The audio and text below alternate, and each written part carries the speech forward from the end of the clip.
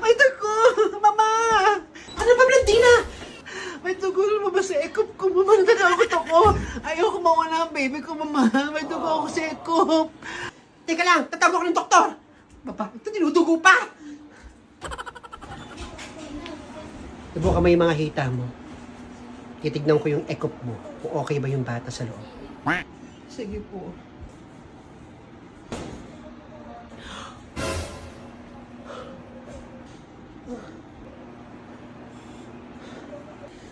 Muning, kamusta po yung anak ko? Walang pulso, walang buhay, walang tao, walang bata sa sinapupunan mo, Blandina.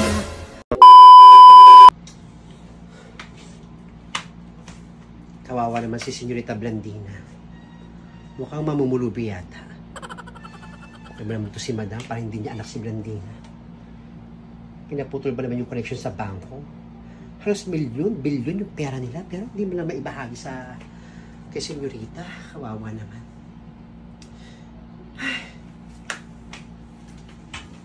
Kalungkot naman. Mga mayayaman nga, pero magulo naman ang buhay. Puti pa kami, kahit isang tuka, masaya kaming pamilya. O kaya mister ko, o kaya yung mga anak ko. Pero sila, mayayaman na sila, pero ang gulo, ang ingay. Walang pagkakaisa kahit maraming pera. Hindi ako sa sala maglinis. Tawag. O Mare, kamusta Mars? Buti naalala niyo ako. Ha? Pupunta kayo ngayon ng New Zealand? Ay naku, Mars, hindi ako makakasama. Papunta kasi ako ng England ngayon. Doon ako mag-celebrate ng mahal na araw. Oo. Ay naku, ako lang mag-isa pupunta ron. Ako, huwag mo lang itanong sa akin ng anak ko si Blandina. Ang mga anak na Swail, kinakalimutan yan. Mag-enjoy ako sa buhay ko. Kung ayaw niya sa akin, ayaw ko rin sa kanya. Tignan ko lang kung di siya gumapang na parang daga, Mare. Lahat binigay ko sa kanya, pero pinili niya yung lalaki galing squatter. Walang pera, walang dating, walang future. So yung mangyayari sa kanya, bahala siya doon. O sige ha, Mars, ingat kayo sa New Zealand ha. Paris na ako mamaya-maya. Pupunta ako ng England, papadit ako sa driver ko. Excited din ako makita kayo. Ano ka ba? Sige, baka subukan kong pumunta sa New Zealand after ko ng 2 days doon sa England. I'll go there. I'll be calling you. Okay? See you soon, Mars! Itong mga kumare, katagang marami din pera, hindi papatalo sa akin. Sonia? Sonia? Sonia? Sonia? Senyora, tumawag ba si Blandina? Opo, senyora. Tumawag po kagabi si Senyorita Blandina. Nagtataka ko siya, bakit wala ko siya mawito sa kanyang bank account. Pati daw po yung credit card niya, hindi niya po magamit. Anong sabi mo? Sinabi ko po na kinat niyo po yung yung connection niyo sa bangko, pati sa credit card. Kaya wala siyang makuha. Tama yung sinabi mo, Sonia. Talagang ipakakat ko lahat yung bank account niya, even yung kanyang credit card. Hindi ako makapapayag na pakinabangan ng angkan ni Peter. Yung pera naman. Yung pera namin, yung pera niya. Nag-ipakakat ko yun. Hayaan ko lamang siyang gumapang ng parang daga. Dahil pinili niya yung lalaking yun over me. Napakatigas ng ulo ng batang yan. Tingnan ko lang kung di siya gumapang at umuwi dito sa piling ko. Alis po ba kayo, senyora? O nga pala, Sonia, papunta ako ng England. Sa England? Ano po bang gagawin sa England? Doon ako mag-celebrate ng mahal na araw. Ikaw na bahala dito sa bahay, ha?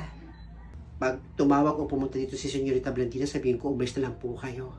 O sige, pag pumunta dito yung senyorita mo, sabihin mo wala na ako. Wala na siyang madadatnan na mommy.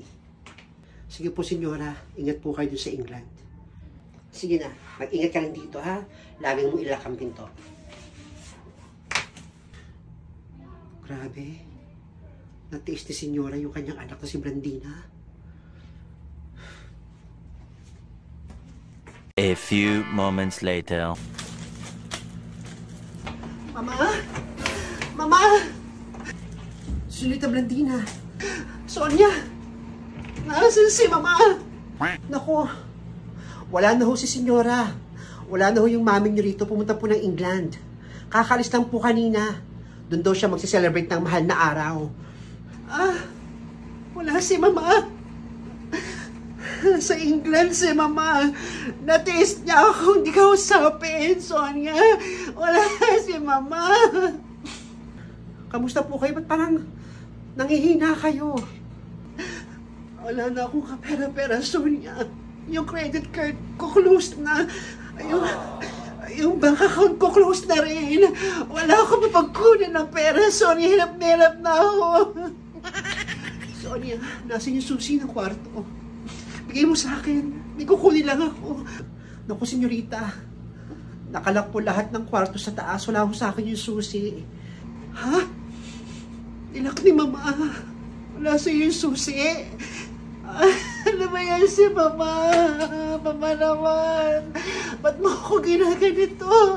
Bakit? Bakit, Mama? Kinuha ko lahat ni Senyora. At sabi niya, huwag ko na ho kayong papasukin sa bahay. Umalis daw po kayo dito kapag pumunta na ho kayo, pagtabuyan ko na kayo, sabi ni Senyora. Pero hindi ko magagawa yun sa inyo, senyorita. May pera ho ba kayo? Sonia, wala na akong kapera-pera. Parang pulubin na ako. Baka meron ka dyan, Sonia. Pairamin mo muna ako. Wait lang, kukuha ako ng pera ko doon sa... Sige na! Ako ko talaga ng pera. Ito. Ito, senyorita. 1,000. Salamat, Sonia, dito. Laking tulong na rin to. Alas na ako. Si Mama! Ingat po kayo, senyorita.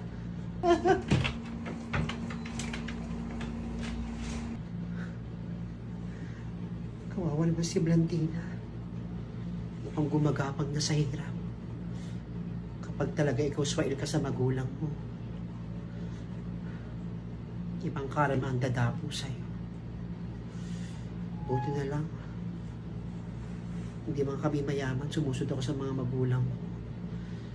Okay kami ng asawa ko, pero siya, kawawa naman yung kanyang kapalaran. Kabit na, wala pang pera.